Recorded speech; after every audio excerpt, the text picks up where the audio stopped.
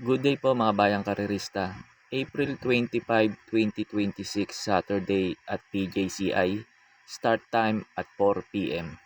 Unahin ko na itong mga pa-shoutout, konti lang naman to. May pa-shoutout po si Pebpe, pinapa-shoutout niya yung Tigas Group ng Project 8. Shoutout po sa inyo mga Tigas Group ng Project 8. At siya din Pebpe, shoutout din po sa iyo at maraming salamat po. May pa-shoutout po si Sir Manuel Tandes, pinapa-shoutout yung dalawang diehard racing fans na si Pinsan Boyet Flores at si paring Robbie Santos. Pinapa-shoutout yung dalawa na yan. At siya din Sir Manuel Tandes, shoutout din po sa iyo at maraming salamat po.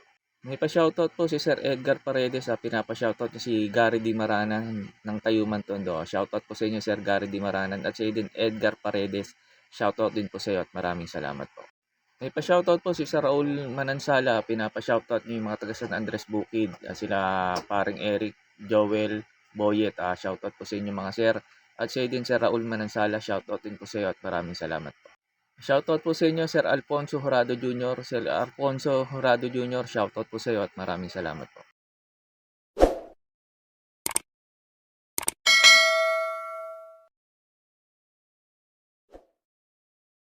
Start na po tayo. Race number 1. Start po ng winner take all.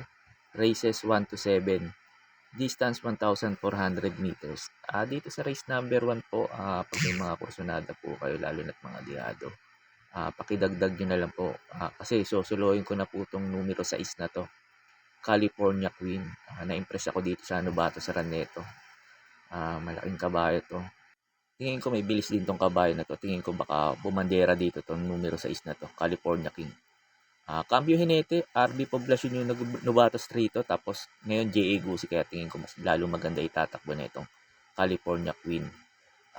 Nagpreba to ng 1.13.6. Hindi naman halos binigyan si kabayo. Kaya tingin ko po, para po sa akin lamang po dito to. Pagkatapos nga pala ng info ko rito, in-upload ko po yung Novato sa Raneto ni California Queen para magkaroon po kayo ng idea kung sosolohin nyo po ba o magpo-protection pa kayo. Kaya po sa race number 1, itong numero 6, California Queen, para po sa akin, sosolohin ko na po.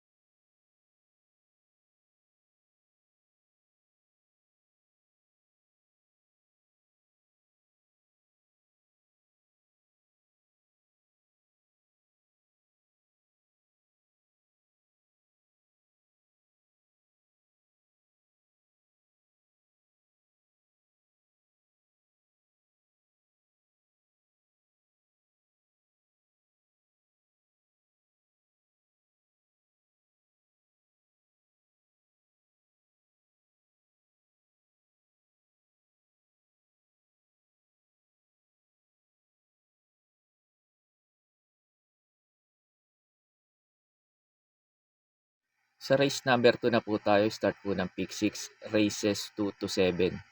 Distance 1,400 meters.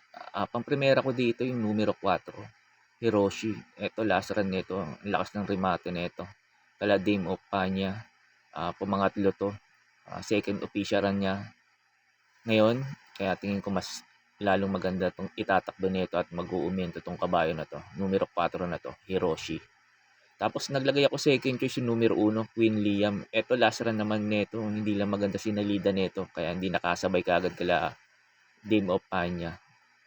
Pag ito maganda sinalida, tingin ko ito pwedeng umupset kay Hiroshi. Numero 1, Queen Liam.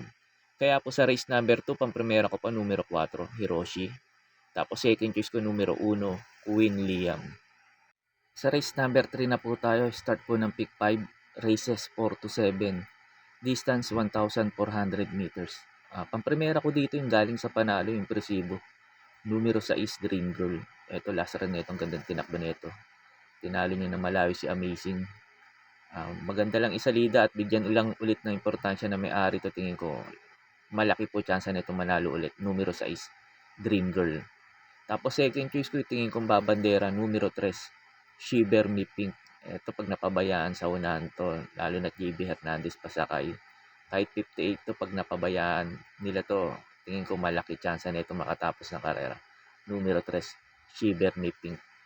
Tapos naglagay akong third choice, numero 8, Zoom. Ito naman last run nito, halos sa meta na lang inabot ni user to. Tingin ko ito kagad kakapit kay Shiver Me Pink. Itong numero 8 na to, Zoom. Kasi ang ganda nga ng tinakbo nito last run, halos sinunod lang to. Tapos ganda pa position niya, nasa labas. Kaya tingin ko may laki rin po chance na itong manalo rito, numero 8 na to, Zoom.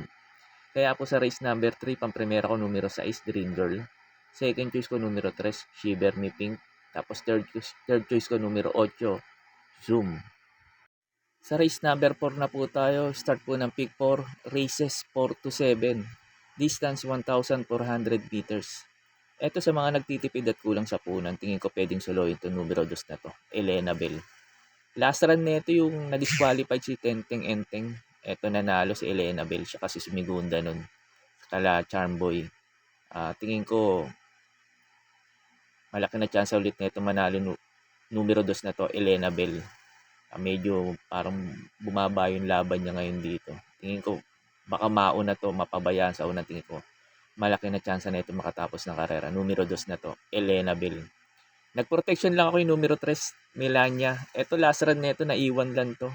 Hindi maganda sinalida nito kay Lucky Fortune. Tingin ko ito pwedeng umapsit kay Elena Bell. Ito numero 3 na to, Melania, medyo mababa rin sa laban to. Problema nga lang nito yung salida. Dati di naman ganun, ngayon nagka-problema na sa salida.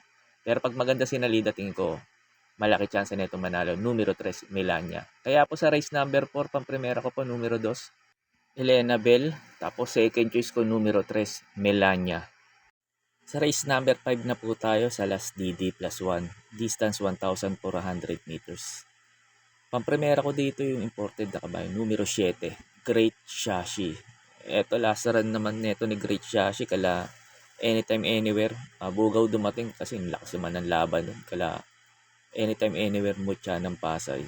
Ngayon medyo mababa ngayon yung laban niya ngayon, kaya tingin ko malaki chance na ito manalo. Numero 7 na to, Great Shashi. Sa kanila din binigyan ng importansya nito yung last run nito.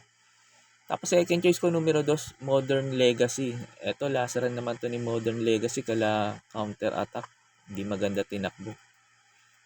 Parang pagpatingin ko kasi pag marami entry, halos ayaw manakbo nitong kabayo na to. Pero ngayon konti entry, baka manakbo tong kabayo na to kasi last run nito nung nanalo.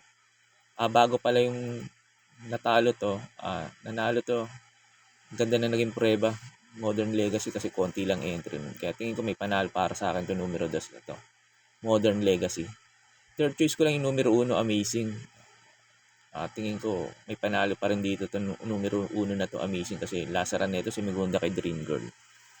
Kaya po sa race number 5, pag-primera ko numero 7, Great Shashi. Tapos second choice ko numero 2, Modern Legacy. Tapos third choice ko numero 1, Amazing. Sa race number 6 na po tayo sa last double, distance 1,400 meters. Pang-primera ko dito yung mababa ngayon sa laban, numero 6, Wild is the Wind. Ito, mga kinakalaban nito, mga imported na kabayo. Ngayon, medyo mababa ngayon yung laban niya ngayon, kaya tingin ko lamang po dito to numero 6 na to, Wild is the Wind. Tapos second choice ko numero 2, Maybell. Ito last run nito, ang ganda ng tinakbo kay Glorify. Kaya tingin ko ito pwedeng umupset kay Wild is the Wind, numero 2, Maybell. Tapos third choice ko numero 4, Paris with Bronze. Ito medyo bumaba rin ng laban ngayon tong numero 4 na to, kaya tingin ko malaki rin chance na itong manalo, numero 4, Paris with Bronze. Kaya dito pala sa race numbers medyo magulo to Pag may mga kursonada po kayo dito, pakidagdag na lang po. Kaya po sa race number 6, pang primera ko numero 6, Wild is the Wind. Tapos second choice ko numero 2, Maybell. Tapos third choice ko numero 4, Paris with Bronze. Sa last race na po tayo, sa race number 7, bago nga pala magbigay ng info ko dito, makikiusap ulit po sana ako sa inyo na sana po mag-subscribe po kayo sa YouTube channel ko. At pakitap na rin po yung notification bell para updated kayo tuwing mag-upload ako ng mga infos at videos ko po dito. Arnel Racing Tips, maraming salamat po. Sa last race na po tayo, sa race number 7, sa last forecast.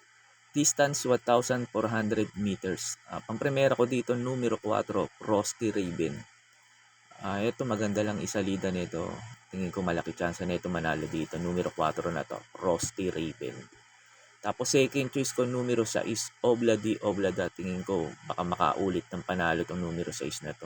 Obladi Oblada. Cambio Hinete, RD Raquel. Kaya tingin ko malaki rin chance na ito manalo. Numero 6, Obladi Oblada. Kaya po sa last race, sa race number 7, pang-primera ko po numero 4, Frosty Raven. Tapos second choice ko numero 6, Obladi Oblada.